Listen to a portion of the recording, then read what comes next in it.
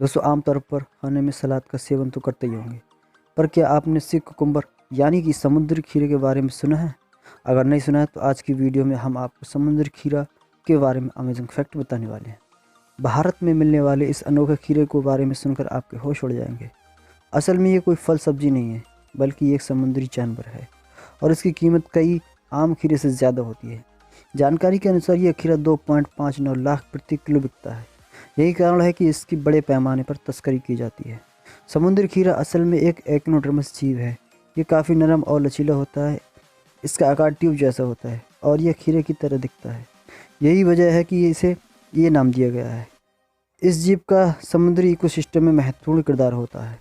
ये रेत में दबे छोटे जीवों को खाने के बाद पोषक तत्वों को रिसाइकिल कर देता है। इसके मल से समुद्र में नाइट्रोजन, अमोनिया और कैल्शियम निकलते हैं, जो कोरल रीफ्स के लिए फ़ायदेमंद होते हैं। इंसानी गतिविधियों से समुद्र में बढ़ रहे एसिड की मात्रा को भी कम करता है। तो दोस्तों वीडियो कैसी लगी? वीडियो को लाइक, कमेंट, शेयर ज़रूर करना ना भूलें और कमेंट में लिखें कि वीडियो कैसी, और चैनल को सब्सक्राइब करना ना भूलें।